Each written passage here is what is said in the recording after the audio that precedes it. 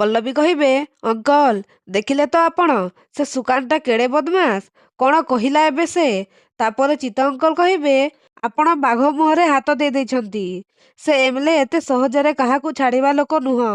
ତାପରେ ପଲ୍ଲବୀ କହିବେ, ମୁଁ ବି ତାକୁ ଡରିନି ଅଙ୍କଲ, ଦେଖିନେବି ମୁଁ ତାକୁ। ପୁଣି କହିବେ, ଆଚ୍ଛା ମୁଁ ଏବେ ଟିକେ ଆସୁଛି, ମୁଁ ଟିକେ ମନ୍ଦିର ଯିବି। ତାପରେ ସେଠାରୁ ଚାଲିଯିବେ। ଆଉ ତାପରେ ଆଇଆଇସି ଏମଏଲଏକୁ କହିବେ, ସାର୍ ଆପଣ ସେ ପଲ୍ଲବୀକି କ୍ଷମା କରି ଦଉଥିଲେ କାହିଁକି? ମୁଁ ତ ତାକୁ ଆଜି ପୁଣି ଥରେ ସସ୍ପେଣ୍ଡ କରି ଦେଇଥାନ୍ତି। ତାପରେ ଏମଏଲଏ କହିବେ, ଆରେ ଇନ୍ସପେକ୍ଟର, ଏସବୁ କରିବା ହେଉଛି ମୂର୍ଖାମି। ଜନତା ଏବେ ପଲ୍ଲବୀ ସାଙ୍ଗରେ, କିନ୍ତୁ ଜନତାଙ୍କ ସମର୍ଥନ ମୋତେ ଦରକାର, ବୁଝୁନାହାନ୍ତି କାହିଁକି? ତାପରେ ଆଇଆଇସି କହିବେ, ତାହେଲେ ଆପଣ କ'ଣ ତାକୁ ଏମିତି ଛାଡ଼ିଦେବେ? ତାପରେ ଏମଏଲଏ କହିବେ, ନାଇଁ ନାଇଁ ଇନ୍ସପେକ୍ଟର, ପଲ୍ଲବୀକି ବୁଦ୍ଧି ଶିଖେଇବା ନା, ଆଉ ତାକୁ ବୁଦ୍ଧି ଶିଖେଇବା ପାଇଁ ଆହୁରି ବହୁତ ବାଟ ଅଛି। ତାପରେ ହେମ କହିବେ, ତା ପର୍ସନାଲ ଲାଇଫକୁ ବରବାଦ କରି ତାକୁ ସବୁଦିନ ପାଇଁ ଗେଷ୍ଟ ରୋଲ୍ କରିହେବ। ତାପରେ ଏମଏଲଏ କହିବେ, ଓହୋ, ବଡ଼ମାନେ କଥା ହେଲା ବେଳେ ଟିକେ ମୁହଁ ବନ୍ଦ କର ହେମୁ। ପୁଣି କହିବେ, ଆପନା ଗଲି ମେ କୁତ୍ତା ଶେର ହେ, ଏ କଥା ତ ଶୁଣିଥିବେ ଇନ୍ସପେକ୍ଟର। ତାପରେ ଆଇଆଇସି କହିବେ, ମୁଁ ଆପଣଙ୍କ କଥା କିଛି ବୁଝିପାରୁନି ସାର୍। ତାପରେ ଏମଏଲଏ କହିବେ, ସହରରୁ ନଜର ହଟେଇ ପଲ୍ଲବୀକି କୋଉଠି ଗୋଟେ ଡେଞ୍ଜର ଜୋନରେ ଡୁଇଟି ଦିଅ। ଗୋଟେ ବଡ଼ ଭୟଙ୍କର ଜଙ୍ଗଲ ଥିବ। ଜଙ୍ଗଲରେ ବହୁତ କ୍ରାଇମ ହୁଏ, ଆଇ ସ୍ୱେର। ବହୁତ ବେଆଇନ କାମ ବି ସେଠି ହୁଏ। ଆଉ ଦୁଷ୍ଟ ନକ୍ସଲ ବି ସେଠିକି ଆସନ୍ତି। ପଲ୍ଲବୀ ହେଉଛନ୍ତି ଗୋଟେ ବ୍ରେଭ୍ ପୋଲିସ ଅଫିସର। ଏଇ କଥା କହି ସେଇ ଜାଗାକୁ ପଠେଇ ଦିଅନ୍ତୁ, ମୋ କାମ ହେଇଯିବ। ପଲ୍ଲବୀ ନିଜର ସାହସିକତା ଦେଖେଇ ସେ ଗୁଣ୍ଡା ବଦମାସ ମାନଙ୍କୁ ସାବାଡ଼ କରିଦେବ।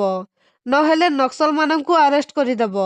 ନହେଲେ ସବୁଦିନ ପାଇଁ ଆମ ରାସ୍ତାରୁ ସାଇଡ୍ ହେଇଯିବ। ଆଉ ଏପଟେ ଆଦର୍ଶ ରୋଷେଇ କରୁଥିବାର ଦେଖି ରୁବି କହିବେ, କ'ଣ ଥିଲା ଏ ପିଲା, କ'ଣ ହେଇଗଲା ଆଜି? ତୁ ଯାହା କହ ପଛେ ମାୟା, ଆଦର୍ଶର ଏ ଅବସ୍ଥା ଦେଖି ମୋତେ ବହୁତ ଦୁଃଖ ଲାଗୁଛି। ରାଜକୁମାର ଭଳି ପିଲା ଥିଲା ଇଏ, କିନ୍ତୁ ଆଜି ଘରର ଚାକର ଠାରୁ ବି ହୀନ ଅବସ୍ଥା ହେଇଗଲା ୟାର। ତାପରେ ମାୟା କହିବେ, ଦିଦି, ମଣିଷ ଯଦି ନିଜ ଗୋଡ଼ରେ ନିଜେ କୁରାଢ଼ି ମାରିବ, ତାହେଲେ ତା ପାଇଁ କିଏ ବା କ'ଣ କରିପାରିବ? ଯେତେବେଳେ ଭୋଗିବ ସେତେବେଳେ ବାଟକୁ ଆସିବ। ତାପରେ ରୁବି ନିମ୍କିକୁ କହିବେ, ଆଜି ବ୍ରେକଫାଷ୍ଟରେ କ'ଣ ତିଆରି କରିବୁ ନିମ୍କି? ତାପରେ ନିମ୍କି କହିବେ, ଗାଜର ହାଲୁଆ, ପୁରୀ ଆଲୁ କଷା। ତାପରେ ରୁବି କହିବେ, ଗାଜର ହାଲୁଆ? ମାୟା, ଏଇଟା ତୋର ସ୍ପେଶିଆଲ ଆଇଟମ। ଗାଜର ହାଲୁଆ ତୁ ବଢ଼ିଆ ସେ ତିଆରି କରୁ, ତେଣୁ ଆଜିର ଡିସ୍ ତୁ ତିଆରି କରିବୁ। ତାପରେ ମାୟା କହିବେ, ଦିଦି, ଗାଜର ହାଲୁଆ ଆଦର୍ଶକୁ ବି ବହୁତ ପସନ୍ଦ। ସେଥିପାଇଁ ପିଲାଦିନେ ସପ୍ତାହରେ 2 ଥର ମୁଁ ତା ପାଇଁ ଗାଜର ହାଲୁଆ ତିଆରି କରୁଥିଲି। ଠିକ୍ ଅଛି, ଆଜି ମୁଁ ସମସ୍ତଙ୍କ ପାଇଁ ଗାଜର ହାଲୁଆ ତିଆରି କରିଦେବି। ଆଉ ତାପରେ ରୋଷେଇ ଘରକୁ ଯାଉଥିବେ, ଆଉ ତାପରେ ଆଦର୍ଶଙ୍କ ଆଙ୍ଗୁଠି କଟିଯିବ।